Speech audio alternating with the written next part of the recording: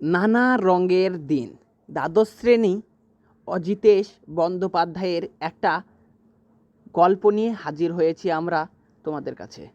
নানা রঙের দিন, জীবনের প্রতিটি দিন কি একই রঙের?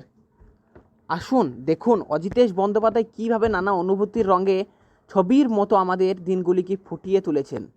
ভিডিও দেখা এবং হাসি কান্নার মধ্যে চরম একটা পার্থক্য আছে। স্মৃতি আর বর্তমানে হাসি কান্না সব একসঙ্গে মিশে যায়। বিশেষ চমক, তো নিজের তোমরা রং বুঝতে পারবে এই নানা রঙের মধ্যে। জীবনের সুখ দুঃখ আশা হতাশার সব রং লুকিয়ে আছে নানা রঙের দিন গল্পে। এই ভিডিওটা না দেখলে পরীক্ষায় কিন্তু গুরুত্বপূর্ণ অংশ মিস করে যাবে। এই নাটকের একটি গুরুত্বপূর্ণ চরিত্র হলো যা তোমাদের পরীক্ষায় ভালো নম্বর পেতে সাহায্য করবে। নানা রঙের দিন, অজিতেশ বন্দ্যোপাধ্যায়। তোমরা কি জানো রজনীকান্ত চট্টোপাধ্যায় কেন শেষ রাতে একা বসে জীবনের হিসাব করেছেন? তার প্রেম, অভিনয় আর একাকিত্বের গল্প তোমাদের নিজেদের জীবনের কোনো অধ্যায়ের সাথে মিলে যেতে পারে। এই ভিডিওটা কেন দেখব, কিসের জন্য দেখব? নিশ্চয়ই কোনো কারণ থাকা চাই, সেই জন্যই দেখব। বোর্ডের প্রশ্ন যখন হবে তোমাদের পরীক্ষায়, রজনীকান্তের চরিত্র বিশ্লেষণ দেবে, নাটকের নামকরণ ও সার্থকতা দেবে, কিংবা তার জীবনের দর্শন নিয়ে আসার সব কঠিন প্রশ্নের উত্তর পাবে। আবেগ ঘন যাত্রা রজনীকান্তের জীবনে 40 বছরের অভিজ্ঞতার সাথে পরিচিত হবে তোমরা। তোমাদের মনে দাগ কাটবে এই গল্পটা। সহজভাবে ব্যাখ্যা করব, পুরো নাটকটি এত সহজে বোঝাবো যে একবার দেখলেই আর বই খুললে বসতে হবে না। তাই অবশ্যই তোমরা এই ভিডিওটাকে দেখার জন্য একটা লাইক করে একটা সাবস্ক্রাইব করে দাও। টার্গেট 40 চ্যানেল তোমাদের অভারই থাকবে। তোমরা একটু বইটাকে নিয়ে বসবে, ঠিক আছে? পাশে একটু বইটাকে নিয়ে বসবে যাতে তোমাদেরকে বোঝাতে আমার অসুবিধা না হয়। আমি তোমাদের জন্য লেখাটাকে এইখানে কনভার্ট করতে পারিনি, কিন্তু তোমাদের অবশ্যই কথা দিচ্ছি এত সহজে তোমাদেরকে বোঝাবো যে তোমাদের বুঝতে কোনো অসুবিধা হবে না। চলো তাহলে চলে যাই। নানান রঙের দিন, অজিতেশ বন্দ্যোপাধ্যায়। রজনীকান্ত চট্টোপাধ্যায় বৃদ্ধ অভিনেতা, তার বয়স 68। কালীনাথ সেন প্রমোটার মানে কি? দেখো প্রথমেই আছে যেটা 60 লেখা আছে, তার প্রায় 60 বছর বয়স। প্রমোটার তাহলে মানে কি? প্রমোটার মানে যখন একটা নাটক চলবে, যখন নাটকের পার্ট কেউ ভুলে যেতে যাবে বা পার্ট মনে করানোর দায়িত্ব যার ওপরে থাকে তার নামই হচ্ছে প্রমোটার, ঠিক আছে? প্রম্পটার ওকে বলা হয়। সে নাটকটাকে পিছন ধার দিয়ে মানে যেটা লাল পর্দার পিছনে থেকে তাকে নাটকটাকে বুঝিয়ে দেবে এবং দেখিয়ে মনে করিয়ে দেবে, তার নাম হচ্ছে প্রমোটার। বুঝতে পেরেছ? তাহলে চলো। পেশাদারি থিয়েটারের একটি ফাঁকা মঞ্চ, পিছনে রয়েছে রাত্রে অভিনেত্রী, নাটকের অবিশিষ্ট দৃশ্যপট, জিনিসপত্র আর যন্ত্রপাতি। মঞ্চের মাঝখানে একটি টুল উল্টানো আছে, ঠিক আছে? মঞ্চের মাঝখানে একটি টুল উল্টানো রয়েছে। এখানে রাত্রি, চারিদিক অন্ধকার। দিলদারের পোশাক পরে প্রবেশ করেন রজনীকান্ত চট্টোপাধ্যায়। দিলদার মানে কি? মানে ভাঁড়, একটা ভাঁড়ের চরিত্রের পোশাক, তাকেই বলা হয় দিলদার। দিলদারের পোশাক পরে রজনীকান্ত চট্টোপাধ্যায়, তার হাতে একটা জ্বলন্ত মোমবাতি হাসছেন তিনি। রজনীকান্ত এসব কি বলছে দেখুন। রজনী বলছে, আচ্ছা ব্যাপারটা কি বলো তো, কি গেরো? ঘুমালুম একবারে গ্রিন রুমে। এখানে তোমরা বলছো গ্রিন রুমটা কি? আসলে গ্রিন রুম হলো সাজগোজের ঘর, যেটা মানুষ সাজগোজ করে নাটকের আগে। তাহলে নাটক কখন শেষ হয়ে গেছে? হলো ফাঁকা শাহজাহান, জাহানারা, সব পাত্র পাত্রী ভোভো মানে সব বাড়ি চলে গেছে, ঠিক আছে? ভোভো মানে হচ্ছে সব বাড়ি চলে গেছে। আর আমি দিলদার এতক্ষণ পড়ে গ্রিন রুমে নাক ডেকে ঘুমাচ্ছি, সাজঘরে, ঠিক আছে? সাজঘরে নাক ডেকে ঘুমাচ্ছি। ধুর, 12টা বেজে গেছে। আমার 12টা বেজে 5। রাত কত হলো কে জানে। এত টানলে কি আর কাণ্ডজ্ঞান থাকে? চেয়ারে পড়েছি আর ঘুম। বাহ বুদ্ধা, আচ্ছা क्या होगा तुमसे? कुछ नहीं, बिल्कुल कुछ नहीं। চেঁচিয়ে রামব্রিজ। আরে গেল কোথায় লোকটা? কোথায় ধেনো মানে কি জানো তো? ধেনো টেনে পড়ে বেটা আছে। এ রামব্রিজ কোথায়? ধেনো টেনে পড়ে বেটা মানে ধেনো মানে হচ্ছে তোমাদের বাসি ভাত বা ভাত দিয়ে ভাতকে পচিয়ে যে মদ তৈরি করা হয় না, তাকে ধেনো বলা হয়, ঠিক আছে। এবার বলছে রামব্রিজ, রামব্রিজ, আরে গেল কোথায় লোকটা, কোথায় ধেনো টেনে পড়ে আছে বেটা, রামব্রিজ। হতাশ হয়ে পড়েন রামব্রিজ, টুলটা সোজা করে তার ওপরে বসেন, মোমবাতিটাকে মাটিতে রাখেন। চারিদিক নিঝুম, খালি আমার গলাটাই ঘুরে ফিরে কান বাজছে। আমার কেমন যেন ভয় লাগছে। কাল রাতেও ঠিক একই ব্যাপার, মদ গিলে গ্রিন রুমে পড়েছিলাম, সাজঘরের ঘরে, ঠিক আছে। রামব্রিজ ঘুম থেকে তুলে ট্যাক্সি ডেকে দিয়েছিল। তার দরুন আজ সন্ধ্যাবেলা নাগাদ 3 টাকা বকশিস দিলুম ওকে, 3 টাকা বকশিস দিয়েছিল, ঠিক আছে। আর তার ফল হলো কি না, সেই টাকায় তিনি নিজেই আজকে মদ গিলে কোথায় পড়ে আছেন। নিঘাত মেন গেটে তালা পড়ে গেছে। আচ্ছা, পাগলের পাল্লায় পড়া গেছে তো, যা হোক, মাথা ঝাঁকিয়ে নেক্সট পেজে আমরা চলে এসেছি। উফ, আজ রাতে কতটা গিলেছি, মাতালের এই হচ্ছে বিপদ, ছাড়বো বললেও ছাড়তে পারেন না। আরে বাবা, দিলুম তোকে বকশিস দিলুম না। উনি আবার সেই আনন্দে আমাকে এই 1.5 বোতল খাইয়ে গেলেন। একবারে রামধেনো মানে হচ্ছে তোমাদের, মানে যেটা বললাম এখনই, মদের মতো জিনিস, ঠিক আছে। উফ, বুকের ভেতরটা থরথর করে কাঁপছে, যে মুখের ভেতরটা যেন অডিটোরিয়াম ইন্টারভ্যালে সব দর্শকেরা হাঁটাহাঁটি লাগিয়ে দিয়েছে। জিভটা টানছে, কিরে বাবা, একটু থামেন। অকারণে বাবা কেউ যদি বলে, রজনীবাবু অনেক তো বয়স হলো, এবার মদ খাওয়াটা ছাড়ুন, কোনো জবাব আছে? রোজ দিন যায়, সন্ধে হয়, আর মদ খাই। ভগবান, শীত দানাটা গেলেও বুকটা কি ভীষণ কাঁপছে, মনে হচ্ছে যেন রজনীবাবু ভাই শরীরটার দিকে একটুও নজর দেননি। আর কি এ বয়সে এত সয়, কত বুড়ো হয়েছেন ভাবুন দেখিনি। থামেন, হ্যাঁ বুড়ো হয়েছেন বই কি রজনীবাবু, 68 বছর কি নেহাত কম বয়স? ছোকরাদের মতো ঢং ঢাং করতে পারেন, লম্বা চওড়া চেহারাটা আছে, আরও চালিয়ে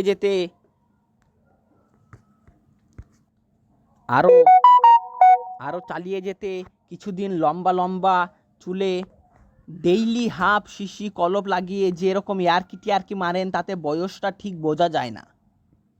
কিন্তু যা গেল সে কি আর ফিরবে? 68 বছর এক পা করে এগিয়ে চলছে মৃত্যুর দিকে। আর জীবনে ভোর নেই, সকাল নেই, দুপুর নেই, সন্ধে ফুরিয়েছে, এখন শুধু মাঝরাত্রি। অপেক্ষা, এখানেই গল্প শেষ। এরপর রজনীবাবু এসে বললেন, আমি লাস্ট সিনে প্লে করব না ভাই, আমাকে ছেড়ে দিন। কিন্তু কার্টেন উঠবেই শ্মশান ঘাটে, পরিচিত বন্ধু বান্ধব ওপারে, দুধ উইংস রেডি। একটু থামেন, সামনের দিকে তাকান, হলের শেষ প্রান্তে। জানেন রজনীবাবু, এই 45 বছর থিয়েটারের জীবনে এই প্রথম মাঝরাতে একা স্টেজে দাঁড়িয়ে আছি। 45 বছর, ঠিক আছে। কত বছর বললাম? রজনীবাবুর 45 বছর মাঝরাতে একা স্টেজে দাঁড়িয়ে আছি, জীবনে প্রথম, কেন জানি না। এ হচ্ছে সবই মাতালের কারবার। ফুটলাইটের কাছে যান, সামনেটা কিছু দেখা যায় না। ওই দূরে তো ব্যালকনি না, ফার্স্ট বক্সটাও দেখতে পাচ্ছি এখন। ওই তো সেকেন্ড, থার্ড, ফোর্থ বক্সটাও সব গভীর অন্ধকারে ডুবে আছে। সব মিলিয়ে যেন একটা শ্মশান, যেন ওর দেওয়ালে কালো অঙ্গারে লেখা আছে জীবনের শেষ কথাগুলি। কত নড়াচড়া, কত উদ্বেগ, কত প্রেম, কত মায়া, সব মিলিয়ে যেন মৃত্যুর নিঝুম ঘুমের আয়োজন করে রেখেছে কারা। কি শীত, সব আছে শুধু মানুষ নেই, সব ভুতুড়ে বাড়ির মতো খাঁ করছে। মরে গেছে নাকি? শীত দাঁড়ার ভেতর দিয়ে কীরকম শির করছে যেন। হঠাৎ চেঁচিয়ে রামব্রিজ কাহা গেয়া রে? এই মাঝরাতে একা কী সব মৃত্যু, শ্মশান, আবোল তাবোল ভাবছি। হবে না কেন? কম গিলেছে আজকে, মদটা ছেড়ে দিন রজনীবাবু, মদটা ছেড়ে দিন। বুড়ো হয়ে গেছেন, আর 2 দিন বাদেই খাটে উঠবেন মশাই। ধরুন আপনার মতো বয়স হয়েছে, যাদের 68 বছর, তারা সময় মতো মাপ যোগ করে খাওয়া দাওয়া করেন, সকাল সন্ধ্যা বেড়াতে যান, সন্ধ্যেবেলায় কীর্তন টেত্তন শোনেন, ভগবানের নাম করেন। আর আপনি রজনীবাবু এসব কি করছেন মশাই?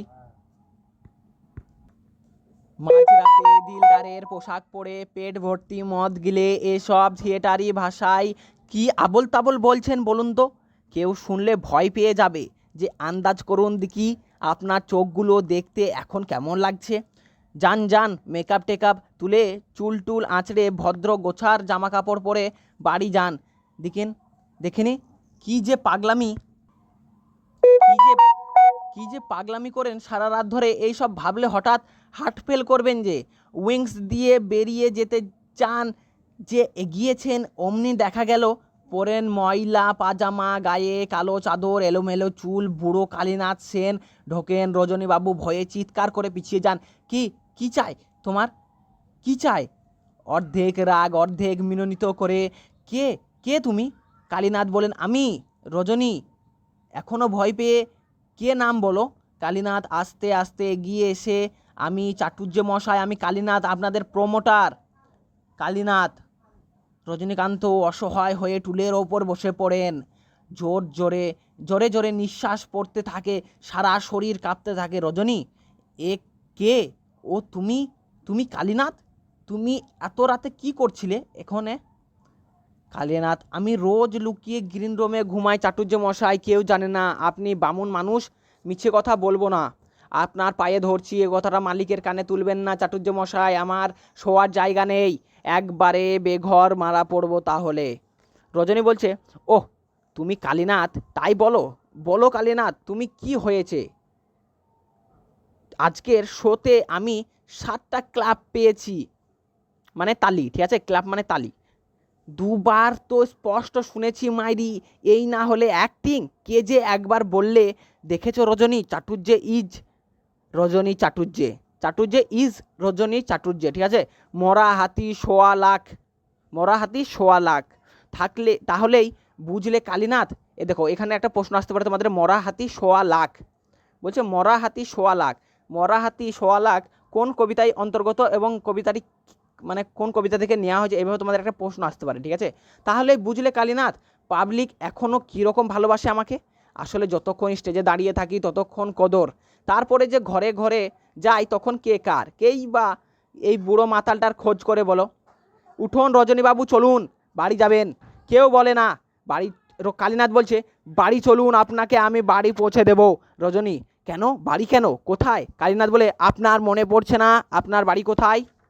তারপরে নেক্সট পেজ, ঠিক আছে, নেক্সট পেজে চলে এসেছি আমরা। রজনী এখানে কি বলবে আমরা শুনে নেব। রজনী বলছে, তা পড়েছে বই কি, কিন্তু কি হবে বাড়ি ফিরে, একটু ভালো লাগে না বাড়িতে? জানো কালীনাথ, পৃথিবীতে আমি একা, আমার আপনজন কেউ নেই, বউ নেই, ছেলে মেয়ে নেই, সঙ্গী সাথী নেই, কেউ কোথাও নেই। আমি একদম একা, একবারে নিঃসঙ্গে। কেমন যেন ধু ধু করা দুপুর, জ্বলন্ত মাঠে বাতাস যেমন একা, যেমন মরবার সময় মুখে 2 ফোঁটা জল দেয়, এমন কেউ নেই আমার। আর জানো, যখনই এই সব কথা ভাবি তখনই ভয়ে যেন আমার বুক ভেতরটা হিমশিম হয়ে আসে। আমার তখন কেউ দুটো ভালো কথা বলে না। কেউ কি এই বুড়ো মাতালটার হাত ধরে নিয়ে গিয়ে বিছানায় শুইয়ে দেয় না? আমি কার, কে চায় আমাকে? কালীনাথ জলে ভরা চোখে, পাবলিক তো আপনাকে ভালোবাসে চাটুর্য মশাই। এইভাবে তোমাদের একটা প্রশ্ন আসতে পারে। কালীনাথ মানে এখানে বলেছে যে পাবলিক তো আপনাকে ভালোবাসে চাটুর্য মশাই। এই কবিতাটির মাধ্যমে মানে এই বাক্যটির মাধ্যমে মানে কি বোঝাতে চেয়েছে, এটা তোমাদেরকে প্রশ্নতে আসতে পারে, ঠিক আছে। পাবলিক তো আপনাকে ভালোবাসে চাটুর্য মশাই, এখানে পাবলিক তো আপনাকে ভালোবাসে, মানে এই প্রসঙ্গটা কি তুলে ধরতে চেয়েছে, মানে কবি এই মানে তোমাদের গল্পটার মাধ্যমে কি বোঝাতে চেয়েছে, এটাই তোমাদের কাছে মানে জানতে চাইবে, ঠিক আছে। এটাও একটু ভালো করে নোটিস করবে তোমরা, মানে বই অবশ্যই থাকবে। আমি তোমাদেরকে 4টে প্রশ্ন দেবো, অবশ্যই তার মধ্যেই আসবে এইখানে, ঠিক আছে। কিন্তু তাই কালীনাথ বলছে, কিন্তু তাই নিয়ে আপনার মতো লোকের এত দুঃখ চাটুর্য মশাই। রজনী বলছে, পাবলিক এই মাঝরাতে, পাবলিক এখন থিয়েটারে দেখে দেখে গিয়ে টেনে ঘুম লাগাচ্ছে। তুমি কি ভাবছো পাবলিক আমাকে এমনই ভালোবাসে যে ঘুমের ঘরে আমাকে স্বপ্ন দেখাচ্ছে? পাগল, আমাকে আর কেউ চাই না কালীনাথ, কেউ না। আমার ঘর সংসার বউ ছেলে মেয়ে কেউ নেই, কিছু নেই। কালীনাথ, কিন্তু তাই নিয়ে আপনার মতো লোকের এত দুঃখ চাটুর্যমশাই। রজনী, কেন? আমিও তো মানুষ কালীনাথ, হাত পাওয়ালা একটা জ্যান্ত মানুষ। আমারও তো আর 5 জনের মতো হাত পা আছে। আমার শিয়ার শিয়ার কি জল বইছে, শিরায় শিরায়, সরি, শিরায় শিরায় কি জল বইছে? মানে তার সে বলতে চাইছে যে আমার শিরায় শিরায় কি, তোমাদের যদি রক্ত বয় তো আমার শিরায় কি জল বইছে, এটাই বলতে চাইছে। এটাও একটা ভালো প্রশ্ন, তোমরা এটা একটু নোটিস করে রাখবে যে শিরায় শিরায় জল বইছে। ঠিক আছে? কোন বক্তব্যটা দিয়ে, মানে কোন বক্তব্যটির মাধ্যমে এই কবিতাটি, মানে এই তোমাদের বাক্যটি তুলে ধরেছেন আমাদের এই কালীনাথ? এটাও একটু ভালো ইম্পর্টেন্ট প্রশ্ন। ঠিক আছে? বিশ্বাস করো কালীনাথ, আমি একটা উচ্চ বংশের আড়ের সবচেয়ে প্রাচীন ভদ্র ব্রাহ্মণ বংশে জন্মেছিলাম। এ লাইনে আসার আগে আমি পুলিশে চাকরিতে ঢুকেছিলাম, ইন্সপেক্টর অফ পুলিশ। আর কি চেহারাই না ছিল আমার! ছোকরা বয়সে তো তখন চেহারা জেল্লা ছিল, কাউকে তক্কাই করতুম না। শরীরে শক্তি ছিল, মনে সাহস ছিল, আজকের 4 ডবল কাজ করতে পারতুম একাই। তারপরে একদিন বুঝলে চাকরিটা ছেড়ে দিলাম আর একরকম করে জীবন শুরু করে গেলাম। নাটক নিয়ে সেসব দিনের কথা কি তোমার মনে আছে কালীনাথ? তখন কি নাম ডাকাই ছিল আমার, নাম ডাকি ছিল আমার, কি খাতির, কি প্রতিপত্তি! তারপর সেসব দিনেও যেন কবে কেমন করে ফুরিয়ে গেল, একবারে নিঃশ্বাসে করে দিয়ে গেল আমাকে, নিঃশেষ করে দিয়ে গেল আমাকে। বলছে নিঃশেষে করে দিয়ে গেল আমাকে। দাঁড়িয়ে কালীনাথ গায়ে ভর দিয়ে, জানো, আগে আমি বুঝতে পারিনি, হঠাৎ এই মাঝরাতে আমি যখন এই স্টেজের ওপর এসে দাঁড়ালুম, থিয়েটারের ব্ল্যাক ওয়াল, মানে ব্ল্যাক দেওয়াল, মানে সেই কালার যে কালো মানে দেওয়ালটা থাকে না, ওই দিকে তাকালুম। এই একটু আগে সামনের ওই অন্ধকারের দিকে চেয়েছিলুম। হঠাৎ আমার মনে হলো কে যেন আমার জীবনের সমস্ত খাতাখানাকে আমার চোখের সামনে মেলে ধরেছে। থিয়েটারের দেওয়ালে অঙ্গারের গভীর কালো অক্ষরে লেখা আমার জীবনে 45টা বছর। কালীনাথ, কি জীবন! এ কি জীবন কালীনাথ! ওই অন্ধকারে আশ্চর্য স্পষ্ট সেসব অক্ষর আমি দেখলুম কালীনাথ। যেমন স্পষ্ট তোমার মুখ দেখতে পাচ্ছি এখন, ঠিক তেমনই স্পষ্ট আমি একে একে সব পার হয়ে যেতে দেখলুম। আমার যৌবন, আদর্শ, শক্তি, সম্ভব, প্রেম, নারী, হ্যাঁ, একটা মেয়ে, জানো কালীনাথ, একটা মেয়ে। কালীনাথ বলছে ঘুম পাচ্ছে, ঘুমাবেন চাটুর্যমশাই। রজনী বলছে তখন আমার বয়স বেশি নয়, সবে লাইনে এসেছি, সারা দেহ মনে ফুটেছে টকবক করে উৎসাহ। একদিন একটা মেয়ে থিয়েটারে দেখে প্রেমে পড়লো আমার। বিশ্বাস করো, সে সব বড়লোকের মেয়ে, বেশি সুন্দর দেখতে ছিল মেয়েটা। ওর বাপের টাকা পয়সা ছিল অঢেল। মেয়েটা বেশ লম্বা, ফর্সা, সুন্দর, ছিপছিপে গড়নের, উঠতি বয়স, আর মনটা ছিল দারুণ ভালো। কোনো ঘর পেঁচ নেই, সব ভালো তার, কিন্তু ওর মধ্যে কোথায় যেন আগুন লুকিয়েছিল। গ্রীষ্মের বিকেলে পশ্চিম আকাশে সূর্যাস্তের মেঘ যে আগুন লুকিয়ে রাখে। আমি তোমাদের যেগুলো প্রশ্নগুলো ইম্পর্টেন্টগুলো বলে দেবো, সেগুলো অবশ্যই একটু নোটিস করবে। ঠিক আছে? এগুলোকে একটু গুরুত্ব দেবে বেশি। অবশ্যই তোমরা প্রশ্নতে কমন পাবে, আর আমি তো প্রশ্ন নিয়ে আসবোই তোমাদের জন্য টার্গেট 40 চ্যানেলে। প্লিজ যারা নতুন একটু সাবস্ক্রাইব করে নিও। চলো। এমন গভীর ও টানা টানা কালো কালো চোখ যে অন্ধকার রাতে একা একা ভাবলে মনে হতো সে যেন কোনো অচেনা দিনের আলো। কি অদ্ভুত হাসি তার, কি তার ঢেউ খেলানো রাশি রাশি কালো চুল! দাঁড়াও, ওর চুলগুলোর কথা বুঝিয়ে বলি তোমাকে। সমুদ্রের ঢেউ দেখেছো তো? মনে হয় না ঢেউয়ে কি আশ্চর্য শক্তি! কিন্তু জানো, যদি তোমার বয়স কম হতো, যদি দৃষ্টি থাকতো তোমার, যদি দেখতে ওর রাশি রাশি কালো চুলের ঢেউ, তাহলে তোমার ধারণা হতো কেমন করে দুর্গম পাহাড়কে ধ্বংস করে দিয়ে পাহাড়ি নদীর দুর্গম খরস্রোত কোন অমোঘ শক্তির গতিতে সমস্ত পাহাড় থরথর করে উঠে তীব্র আক্ষেপে ভেঙে চুরমার হয়ে যায়। মুহূর্ত প্রলয় ঘটে যায় পৃথিবীতে। তখন কি মনে হতো না তোমার, এ ঢেউ আমাকে ভাসিয়ে নিয়ে যায় তো যাক, আমাকে উল্টো পাল্টে দিয়ে যদি জীবনের খেলা খেলতে চাই তো খেলুক। সত্যি জানো, হঠাৎ মনে হয় আমি ওকে স্পষ্ট দেখতে পাচ্ছি। আমি যেন ওর মুখোমুখি দাঁড়িয়ে আছি, ঠিক যেমন এখন তুমি দাঁড়িয়ে আছো আমার সামনে। আর একদিন তাকে দেখে মনে হয়েছিল ভোরের আলোর চেয়ে সুন্দর সে যে তার আমার দিকে সেই একই রকম অদ্ভুত করে চেয়ে থাকা, মরে যাবে তবু ভুলবো না তার সেই আশ্চর্য ভালোবাসা। ও শুধু আমাকে আলমগীরের পাঠ করতে দেখেছিল, আর কিছু নয়। আমার নিজের থেকে ওকে কোনো কথা বলতে হয়নি। রেখে ঢেকে সত্যি মিথ্যে কোনো কথা না। একদিন চেঁচে আলাপ করলো আমার সঙ্গে, তারপর ক্রমশ আলাপ থেকে ঘনিষ্ঠতা, ঘনিষ্ঠতা থেকে প্রেম। আর তখনকার দিনে আমার অ্যাক্টিং মানে সে একটা ব্যাপার। তখন তো আমার বয়সও বেশি না, সামনে পড়ে রয়েছে ব্রিলিয়ান্ট ফিউচার। তখন নিজের ওপর কত জোর ছিল হে, তখন মনে মনে কত আশা, কত প্ল্যান। একদিকে ওকে বললাম, অনেক দিন তো আলাপ হলো আমাদের, চলো এবার বিয়ে করি আমরা। এমনই করে আর কতদিন থাকবো আমরা, এবার আমাদের বিয়ের কথাটা তোমার বাবাকে বলি একদিন। গলায় শট ডুবে যায়। ও কি বলল জানো? হ্যাঁ, আমি তোমাকে ভালোবাসি, চলো বিয়ে করি, কিন্তু তার আগে তুমি এই থিয়েটারে করা ছেড়ে দাও। থিয়েটার করা ছেড়ে দেবো কেন? ও যেন বড় লোকের সুন্দরী মেয়ে থিয়েটারের লোকের সঙ্গে জীবনভর প্রেম করতে পারে। এতটাই থাক আজকের। তোমাদের নেক্সট দিনে সব কোটি আমি তোমাদেরকে লাস্ট এটা পার্ট 2 তোমাদেরকে অবশ্যই পড়িয়ে দেবো। অবশ্যই তোমরা একটু অপেক্ষা করো, তোমাদের পার্ট 2 আমি অবশ্যই তোমাদেরকে পড়িয়ে দেবো। চলো, টার্গেট 40 চ্যানেলকে যারা যারা সাবস্ক্রাইব করো নি, সাবস্ক্রাইব করে বেল নোটিফিকেশন অন করে নাও। সকলকে আবার দেখা হচ্ছে নেক্সট ভিডিওতে। চলো, বাই।